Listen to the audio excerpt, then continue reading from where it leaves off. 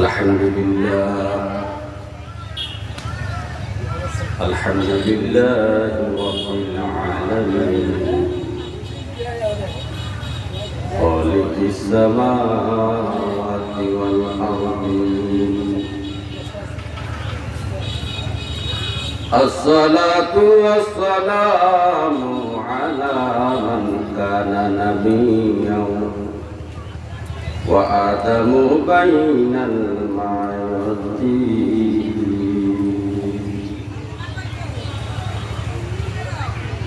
الصلاة والسلام على من كان نبيا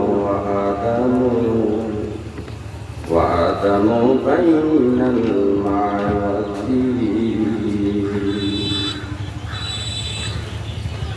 قال الله تعالى في كلامه المجيد والفرقان الحميد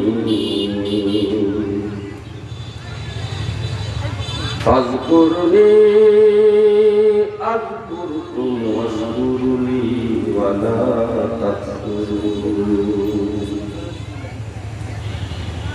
يا أيها الذين آمنوا استعينوا بالصبر والصلاة إن الله مع الصابرين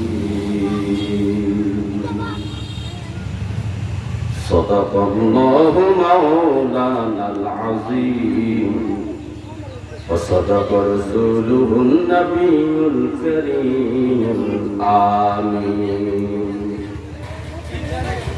قال النبي صلى الله عليه وسلم أطوعون العبادة وقال أيضا تعلموا الفرائض والقرآن وعلموا الناس فإني ممرض أو كما عليه الصلاة والسلام إن الله وملائكته يصلون على النبي يا أيها الذين آمنوا صلوا عليه وسلموا تسليما صلاة يا رسول الله عليكم سلام يا حبيب الله عليكم صلاة يا رسول الله عليكم سلام يا حبيب الله عليكم আমল নাই মোর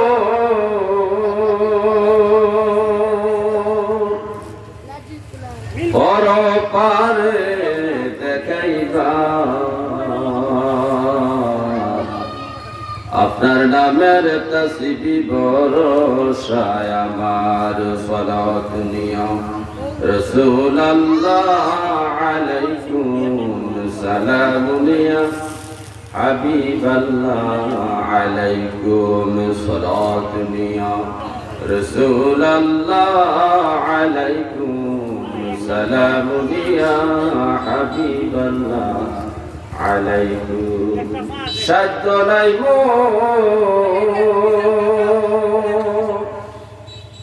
যাইতে আপনার দ্বারে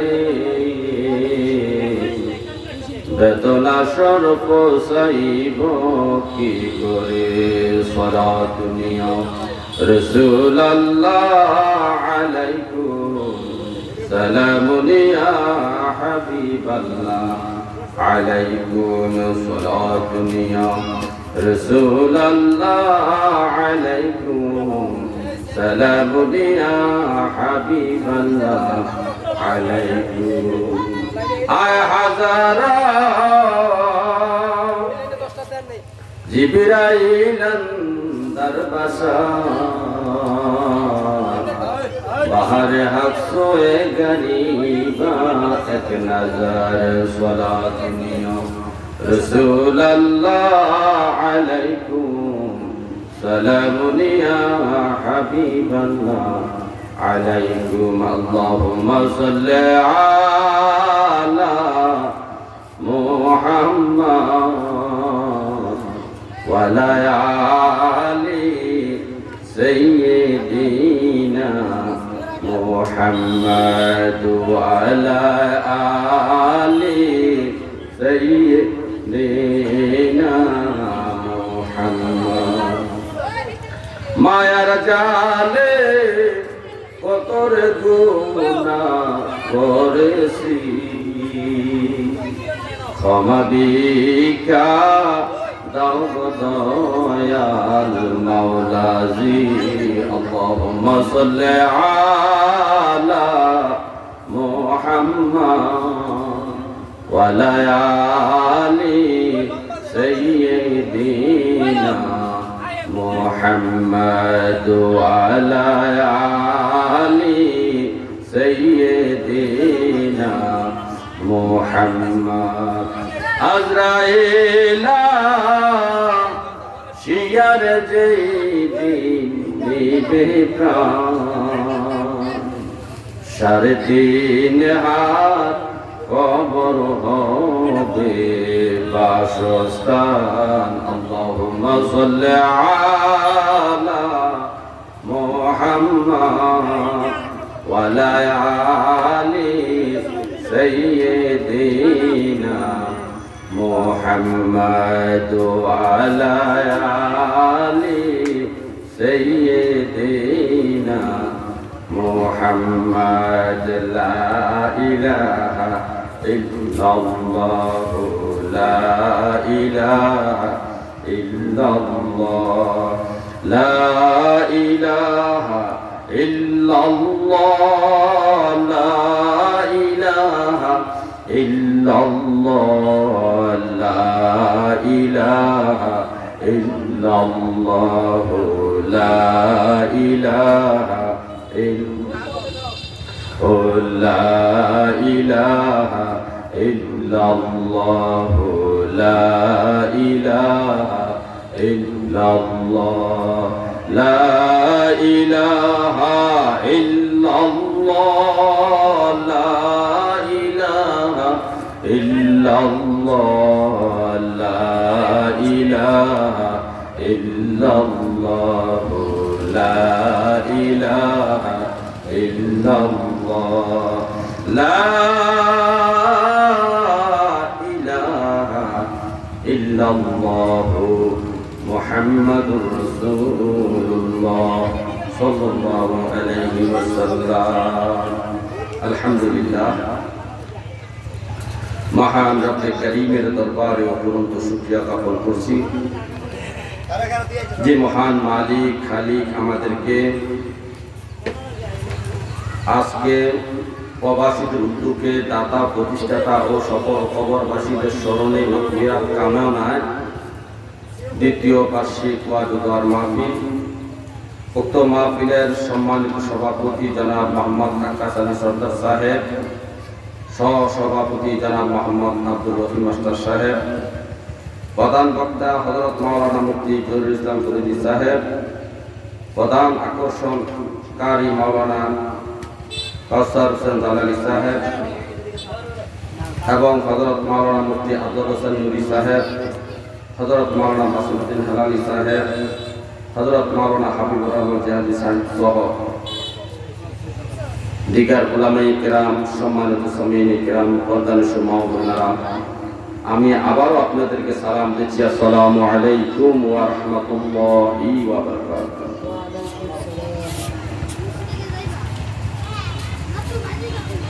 আজ দিনাজপুর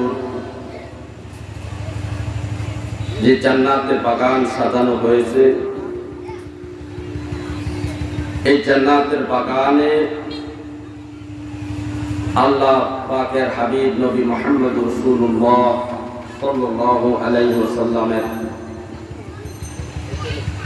ইসলাম শিক্ষা, দ্বীনের বিধিবিধান, ইসলামের নিয়ম কানুন মানব জাতির জীবন ব্যবস্থা নিয়ে আল্লাহ এবং আল্লাহ রসুলের শান আজমতের উপর আলোচনা হবে। আল্লাহ তাআলা সবাইকে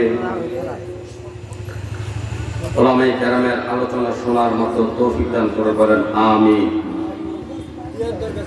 আমি যে আয়াতে কারিমা তেলাওয়াত করেছি, আল্লাহ তাআলা আমাদেরকে বলেছেন ফাজকুরুনি আযকুরকুম ওয়াশকুরুলি ওয়ালা তাকফুরুন। আল্লাহ বলেছেন, বান্দা তুমি আমার কাছে আমাকে স্মরণ করো, আমি তোমাকে স্মরণ করব। আমার শুকরিয়া আদায় করো, আমি তোমারও শুকরিয়া আদায় করব। কিন্তু আমার শুকরিয়া আদায় করতে গিয়ে তোমরা আমার নিয়ামতকে, আমি যে তোমাদেরকে নিয়ামত দিয়েছি এই নিয়ামতের কুফরি করিও না, এই নিয়ামতকে অস্বীকার করিও না। তা আল্লাহ তাআলা অন্য আয়াতে বলতেছেন, ইয়া আইয়ুহাল্লাযীনা আমানু ইসতাঈনু বিস-সাবরি ওয়াস-সালাহ। হে ঈমানদার বান্দারা, তোমরা নামাজের মাধ্যমে, নামাজ পড়ে ধৈর্যের মাধ্যমে আমার কাছে সাহায্য চাও, ভিক্ষা চাও, আমার কাছে দোয়া করো, আমার কাছে মুনাজাত করো। আমানু ইসতাঈনু অর্থাৎ আল্লাহর কাছে চাওয়া, আল্লাহর কাছে দোয়া করা, মুনাজাত করা, আল্লাহর সাহায্য প্রার্থনা করা। কিসের মাধ্যমে?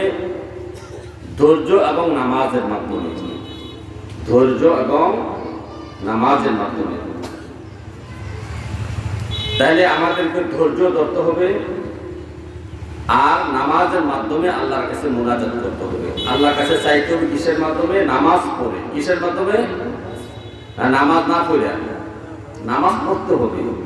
নামাজ পড়ার পরে আল্লাহর কাছে মুনাজাত করতে হবে। নিজের জীবনের যত চাওয়া পাওয়া আছে সব কিছু মুনাজাতের মাধ্যমে প্রত্যেকের আবেগ ব্যক্ত করবে, আল্লাহ তাআলার কাছে দোয়া করবে, মুনাজাত করবে। তা আল্লাহ বলেছেন, ইন্নাল্লাহা মা'আস সাবিরিন। আর যারা ধৈর্য ধরে, এই ধৈর্য ধরে আল্লাহ ধৈর্যশীল ব্যক্তিদের সাথে আছেন, তাদের কথা আল্লাহ শুনবেন, তাদেরকে প্রতিদান দিবেন আল্লাহ তাআলা।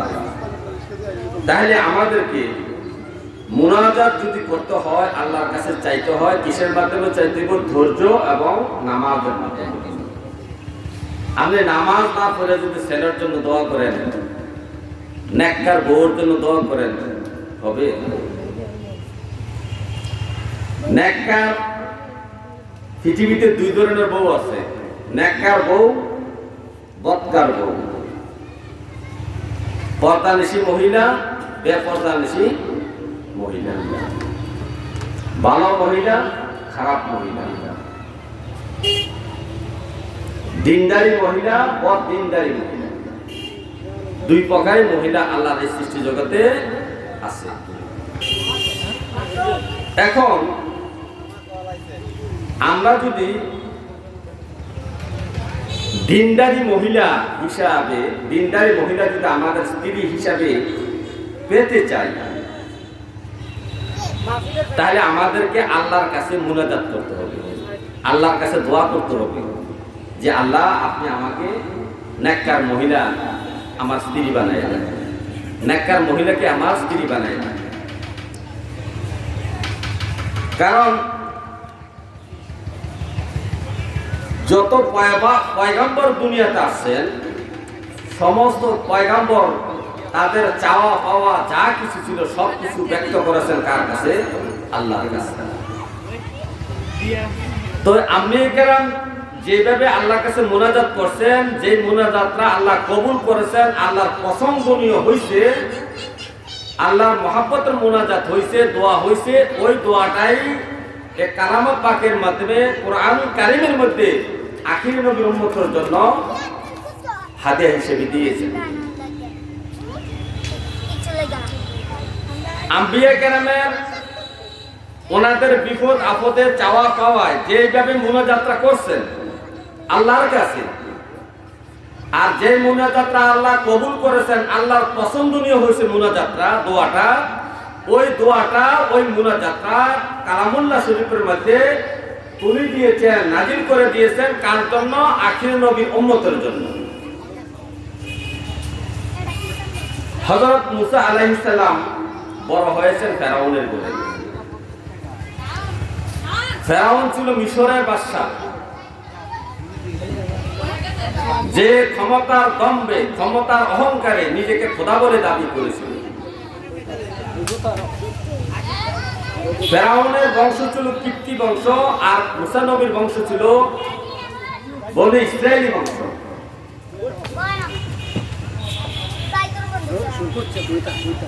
এই ফেরাউনের ঘরে আল্লাহ তাআলা মুসা আলাইহিস সালামকে ছোট শিশু থেকে 30 বছর পর্যন্ত লালন পালন করেছেন। ফেরাউনের ঘরে মুসা আলাইহিস সালাম কয় বছর ছিলেন? 30 বছর। 30 বছর ফেরাউনের রাজপুত্র হিসাবে রাজপ্রাসাদের ভিতরে উনি চলাফেরা করেছেন, জীবনযাপন করেছেন। সবাই জানতো এটা ফেরাউনের সন্তান মুসা।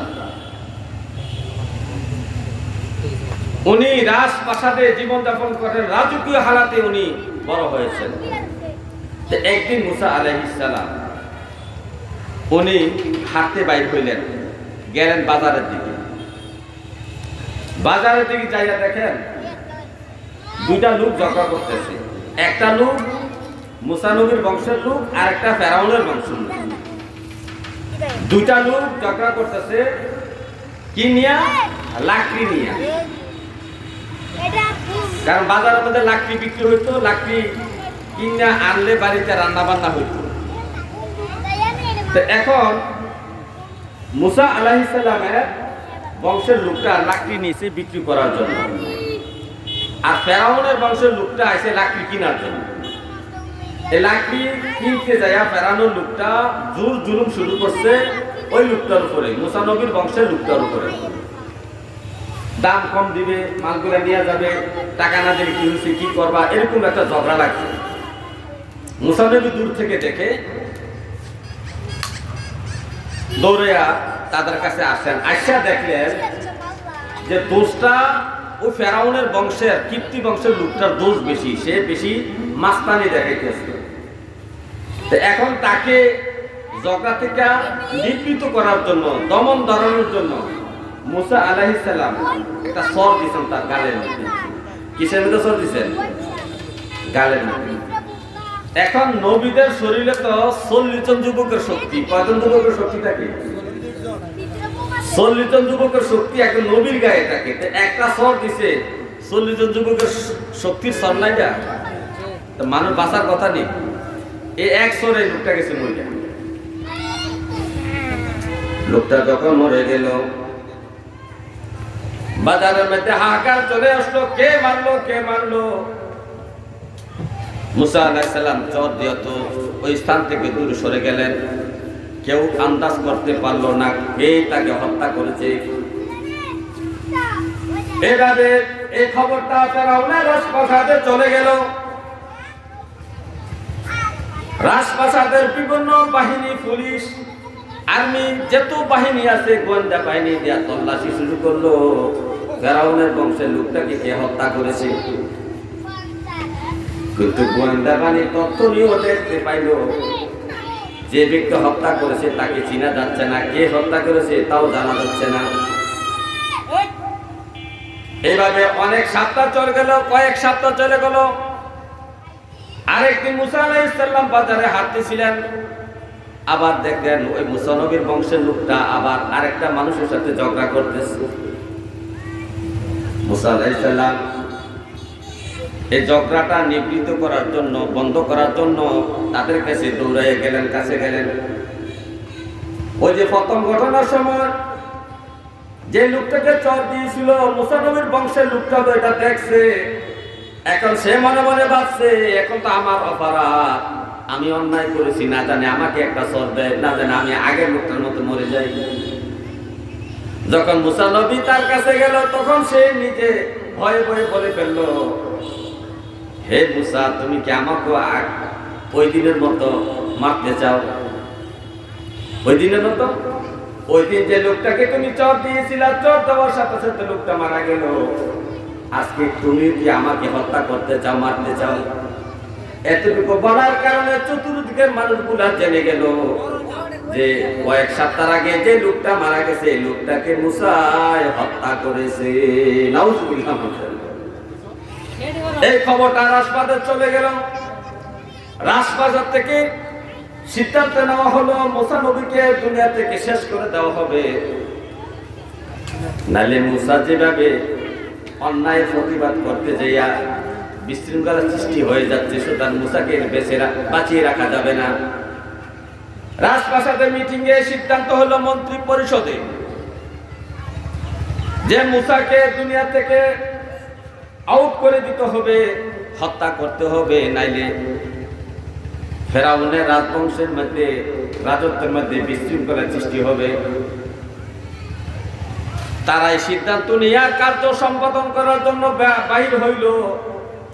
ওই যে জায়গায় মিটিং হয়েছে ওই জায়গায় আল্লাহ একজন প্রিয় বান্দা ছিলেন, একজন ইমানদার ব্যক্তি ছিলেন। ওই ইমানদার ব্যক্তি দৌড়ে এসে মুসা নবীকে কানে কানে বললেন, আপনি তাড়াতাড়ি এই রাজত্বে ছেড়ে অন্য জায়গায় চলে যান, না হয় মুসার বাহিনী নাইলে ফেরাউনের বাহিনী আপনাকে ধরে হত্যা করে ফেলবে, আপনাকে ধরে হত্যা করে ফেলবে। তখন মুসা নবী মনে মনে ভাবতেন, আগে যে আমি চর মারছিলাম এটা তো আমার অন্যায় হয়েছে, আমি বুঝতে পারি নাই লোকটা আমার চর খাইয়া মরে যাবে, কারণ চর দিলে তো মরার কথা না। কিন্তু মুসা নবী নিজেও জানতেন না তার গায়ের মধ্যে যে 40 জন যুবকের শক্তি আছে। কতজন যুবকের শক্তি? একটা চরে কি মানুষ মারা যাওয়ার কথা? মুসা নবী নিজেকে ছোট মনে করলেন, রব্বি কারীমের কাছে ক্ষমা চেন, রব্বি ইন্নী যালামতু নাফসি ফাগফিরলি গফার লাহু ইন্নাহু হুয়াল গফুরুর রহিম। মাবুদ গো, আমি আমার নফসের প্রতি জুলুম করে ফেলেছি, আমাকে তুমি ক্ষমা করে দাও। তারপরে আল্লাহ বলতেছে ফাগফিরলি গফার লাহু, আল্লাহ নিজে বলতেছে আমি আমার মুসাকে ক্ষমা করে দিয়েছি। তাহলে আমরা যদি কোনো ভুল করে গুনাহ করে ফেলি, আমরা যদি ভুল করে কোনো গুনাহ করে ফেলি, সাথে সাথে যদি আমরা এই মুসা নবীর দোয়াটা, মুসা নবীর মুনাজাতটা যদি আমরা করতে পারি, রব্বি ইন্নী যালামতু নাফসি ফাগফিরলি, রব্বি ইন্নী যালামতু নাফসি ফাগফিরলি গফার লাহু ইন্নাহু হুয়াল গফুরুর রহিম। এই দোয়াটা যখন আপনি পড়বেন, মুসা নবীর দোয়া যেভাবে কবুল করেছে, আপনি আখিরি নবীর উম্মত হিসেবে যখন এই দোয়াটা করবেন, কোন গুনাহ করা, হঠাৎ কোন গুনাহ করে সাথে সাথে আপনার গুনাহ আল্লাহ মাফ করে দিবে, মাফ করে দিবে। এই মুসা আলাইহিস সালাম যখন ইমানদার ব্যক্তিরা খবর দিলেন যে আপনি তাড়াতাড়ি এই দেশ থেকে বাইরে হইয়া চলে যান, মুসা আলাইহিস সালাম বাইরে হওয়ার জন্য নিজের অজানা দেশে হাঁটতে লাগলেন। নিজের শরীরে যে পোশাক ছিল এই পোশাক নিয়ে, নিজের পায়ে যে জুতা ছিল জুতা নিয়ে ফেরাউনের রাজত্ব থেকে দূরে সরে যাওয়ার জন্য হাঁটতে লাগলেন। হাঁটতে হাঁটতে এমন এক জায়গা যাইয়া পৌঁছলেন যেটা ফেরাউনের রাজত্বের বাহিরে। ওই দেশটার নাম হলো মাদাইন। ওই দেশের নাম কি? মাদাইন শহর। ওই মাদাইন শহরে শুআয়ব আলাইহিস সালাম নবী, তখনও উনি নবী হিসাবে আছেন মাদাইন শহরে। শুআয়ব আলাইহিস সালাম উনি যখন মাদাইনে চলে গেলেন, এক পাহাড়ের পাদদেশে উনি বসে আছেন একটা গাছের নিচে হেলান দিয়ে, আর কয়েক সপ্তাহ ধরে হাঁটতে হাঁটতে তার পায়ের জুতা ক্ষয় হয়ে গেল এবং পায়ের তলা ফুসকা করে গেল, রক্ত ছুটে গেল। খানা নাই, দানা নাই, বিশ্রাম নাই। যে ব্যক্তিরা রাজপ্রাসাদে 30টা বছর পর্যন্ত প্রতিপালন হলেন, ওই ব্যক্তিরা আজকে পরিশ্রম করে মিশর থেকে উনি হাঁটতে হাঁটতে মাদাইনে চলে গেলেন। কত পরিশ্রম, কত কষ্ট হয়েছে। উনি একটা গাছতলার বিশ্রাম নিচ্ছেন। হঠাৎ করে উনি সামনে দেখতে পাইলেন একটা কূপ দেখা যায়। কূপের পাশে 2টা মহিলা দাঁড়ায় আছে, তাদের বকরিগুলাকে পানি খাওয়ানোর জন্য, ওটগুলাকে পানি খাওয়ানোর জন্য, ভেড়াগুলাকে পানি খাওয়ানোর জন্য। উনি তাকায় দেখেন অনেকগুলা রাখাল তাদের পশুদেরকে পানি খাওয়ানোর জন্য কূপের কাছে চলে আসলো। তারা প্রতিযোগিতা করে পানি খাওয়াচ্ছে। রাখালগুলা ছিল শক্তিশালী যুবক, কিন্তু মহিলাগুলা তো এই পুরুষদের মাঝে ঠেলাঠেলি করে পারাপারি করে তাদের পশুকে পানি খাওয়াতে পারছেন না। এই কারণে তারা পাশে তাদের পশু নিচে দাঁড়াই আছেন। ওই রাখালগুলা তাদের পশুগুলোকে পানি খাওয়াইয়া উপর একটা ঢাকনা দিয়া তারা চলে গেলেন। একটু মানবতা তারা করলেন না যে দুইটা মহিলা তাদের পশুদেরকে পানি খাওয়ানোর জন্য দাঁড়িয়ে আছে, আমরা ঢাকনাটা না দিলে কি হয়, ঠিক না? কিন্তু তারা এই মানবতারা করলো না, ঢাকনা দিয়ে চলে গেল। মুসা আলাইহিস সালাম দূর থেকে দৃশ্যটাকে দেখে তাদের কাছে যেয়ে বলেন, কি ব্যাপার, আপনারা কেন দাঁড়িয়ে আছেন? তখন সব ঘটনা খুলে বলল। মুসা আলাইহিস সালাম কূপ থেকে ঢাকনাটা উঠাইয়া এই পশুগুলাকে পানি বালতি দিয়া পানি উঠাইয়া পশুগুলাকে পানি খাওয়ালেন। যে কাজটা মহিলারা করার কথা, দুইটা মহিলা করার কথা, এই কাজটা মুসা নবী করে দিলেন। মহিলারা খুশি হয়ে গেল। মহিলা কি হলো? খুশি হয়ে গেল। খুশি হয়ে যাওয়ার পরে তখন মহিলারা তাদের পশু নিয়ে বাড়িতে চলে গেলেন। আর মুসা আলাইহিস সালাম ওই গাছতলার নিচে যাইয়া আল্লাহ তাআলার কাছে মুনাজাত করতেছেন, রব্বি ইন্নী লিমা আনজালতা ইলাইয়া মিন খায়রিন ফাকির, রব্বি ইন্নী লিমা আনজালতা ইলাইয়া মিন খায়রিন ফাকির। হে আমার প্রতিপালক, আপনি আমার প্রতি যে দয়া করবেন, অনুগ্রহ করবেন, আমি সে দয়ার কাঙ্গাল এবং মুখাপেক্ষী। আমি বড় বিপদে আছি, এখানে আমার কেউ নাই, না আমার মা, না আমার বাবা, না আমার ভাই বোন, কেউ নাই। এই জায়গার মধ্যে আমি অসহায় হয়ে গেছি। তার মনে মনে ধারণা ছিল, এই দুইটা মেয়ের মধ্যে যদি একটা মেয়ে আমার স্ত্রী হইতো, যে মেয়েগুলা পুরুষের সাথে পারাপারি করে তাদের পশুকে পানি খাওয়ায় না, অবশ্য মেয়েগুলা ভদ্র, নম্র এবং দিনদারি, নামাজি, আল্লাহওয়ালি মহিলা। এই কারণে তারা ওই পুরুষ রাখালদের সাথে পারাপারি করে পানি খাওয়ায় নাই। মনে মনে ধারণা, এই দুইটা মহিলা মধ্যে যে কোনো একটা মহিলা যদি আমার স্ত্রী হইতো, আমার একটা আশ্রয়ের জায়গা হইতো, আমার একটা দিত, এখানে তো আমার কেউ চিনে না, মানে আমি কই থাকবো, কই খাবো, কই ঘুমাবো। এই কথা মনে মনে কল্পনা করে রব্বি কারীমের কাছে মুনাজাত করতেছ, রব্বি ইন্নী লিমা আনজালতা ইলাইয়া মিন খায়রিন ফাকির। হে আমার প্রতিপালক, আপনি আমার প্রতি যে দয়া অনুগ্রহ করবেন, আমি তার কাঙ্গাল, আপনি আপনার দয়ার মুখাপেক্ষী, আপনি আপনার দয়ার কাঙ্গাল হয়েছে। আল্লাহ তাআলা এই দোয়াটা কবুল করলেন। আল্লাহর করুণা মুসা আলাইহিস সালামের উপর বর্ষণ করলেন। কিছুক্ষণ পরে দুইটা মেয়ে ফিরে আসলো। বাবার কাছে দেখ সব ঘটনা খুলে বলল, বাবা আজকে পানি তো খাওয়ানোর কথা না পশুদেরকে, কিন্তু এমন একটা ভদ্র যুবক আমাদের পশুদেরকে পানি খাওয়াইছে বাবা, এত সুন্দর, এত নম্র এবং ভদ্র, আমাদের গ্রামের মধ্যে এমন একটা যুবক দেখা যায় না বাবা। এই যুবকটা যে আমাদেরকে পানি, পশুদেরকে পানি খাওয়াইলে তার একটা পারিশ্রমিক দেওয়ার দরকার। কার কাছে বলছি? বাবার কাছে। বাবা কেনা? সব আলাইহিস সালাম। তো বাবা বললো, তো এরকম গুণ হলে তো ভালো কথা, আচ্ছা এর নিয়ে আসো। তো এরা নেওয়ার জন্য আসলো। উনি সব আলাইহিস সালাম বাড়িতে গেলেন। যাওয়ার পরে আল্লাহ তাআলা মেহেরবানিতে সব আলাইহিস সালাম প্রস্তাব করলেন যে আমার বড় মেয়েটা সফুরাকে তোমার সাথে আমি বিবাহ দিব। মুসা আলাইহিস সালাম রাজি হইলেন। অনেক বড় ঘটনা, অনেক বড়। এই মুসা আলাইহিস সালাম বিবাহ করে এই মাদাইন শহরে 10 বছর আছিলেন। কয় বছর? আর এখানে আসার আগে তার বয়স ছিল 30 বছর। হয়েছে কত? 40। এই 40 বছর পূর্ণ হওয়ার আগেই উনি মাদাইন থেকে ত্যাগ করে আবার মিশরের দিকে রওনা দিয়েছেন। এই রওনা পথে যাইতে, মিশরে যাইতে তুর পাহাড়ের কাছে যাইয়া এই নবুয়তি পাইলেন। তাকে কিতাব দেওয়া হলো, তাওরাত কিতাব। কি কিতাব দেওয়া হলো? আর এই নেককার মহিলা পাইছেন, আল্লাহর কাছে দোয়া করছেন। এই জন্য কিতাবে লেখা হয়েছে, কেউ যদি বিবাহ করার আগে, কোন যুবক যদি বিবাহ করার আগে মুসা নবীর মতো যদি এইভাবে দোয়া করতে পারে, রব্বি ইন্নী লিমা আনজালতা ইলাইয়া মিন খায়রিন ফাকির, এইভাবে যদি দোয়া করতে থাকে, এই দোয়া যেমন মুসা নবীর জন্য আল্লাহ কবুল করেছেন, আখির নবীর উম্মতের জন্য দোয়া কবুল করে ওই ব্যক্তিকে একটা নামাজি মহিলা বিবি হিসাবে আল্লাহ দান করবে।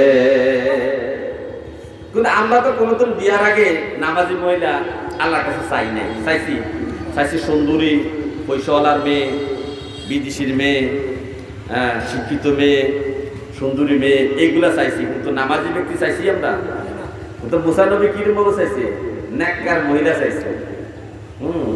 আর এই মুসা নবীর দোয়াটা আল্লাহ কবুল করেছেন। আমরাও যদি বিবাহর আগে, যুবকরা তোমরা যদি বিবাহর আগে এই দোয়াটা নামাজ পড়ে পড়ে আমল করতে পারো, রব্বি ইন্নী লিমা আনজালতা ইলাইয়া মিন খায়রিন ফাকির, এই দোয়াটা যদি আমল তুমি করতে পারো, 100% আমি তোমাকে গ্যারান্টি দিতে পারি তোমার বিবি কখনো বেনামাজি হবে না। বেনামাজি মেয়ে তোমার বিবি হিসাবে আসবে না। কোরআন না পড়িন না কোনো বিবি তোমার হবে না। তোমার বিবি হবে কোরআন শরীফ পড়িন না, পড়নেওয়ালা, নামাজ পড়নেওয়ালা, দিনদারি, পর্দাসীন একটা মহিলা আল্লাহ তাআলা তোমাকে বিবি হিসাবে দান করবে। তোমার স্ত্রী হবে নেককার। তুমি যদি মুসা নবীর মতো এই দোয়াটা করতে পারো, রব্বি ইন্নী লিমা আনজালতা ইলাইয়া মিন খায়রিন ফাকির। হে আমার ভাইও,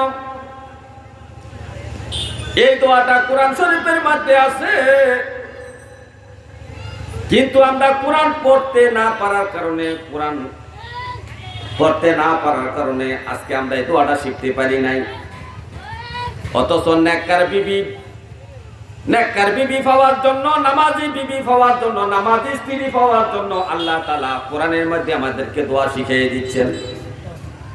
আখিরি নবীর উম্মতের জন্য দোয়া বরাদ্দ করে দিয়েছেন কোরআনের মধ্যে। অথচ বাংলাদেশের মুসলমান শতকরা 95% মুসলমান এই দোয়ার খবর জানে না, যে আল্লাহ যে দোয়া দিয়ে দিয়েছেন, যে দোয়ার আমল করলে নামাজি বউ পাওয়া যায়, দিনদারি বউ পাওয়া যায়, আল্লাহওয়ালা বউ পাওয়া যায়। এই দোয়ার খবর কিন্তু আমরা জানি না। না জানার কারণ হলো আমরা সবাই কোরআন পড়তে পারি না। কোরআন পড়তে পারি না।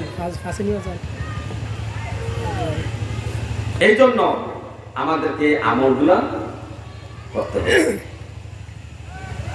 এই আমলটা যদি করতে পারি, ইনশাআল্লাহ আমাদের যুবকদেরকে আমরা এই দোয়াটা, আমাদের ছেলেদেরকে এই দোয়াটা শিখিয়ে দিব।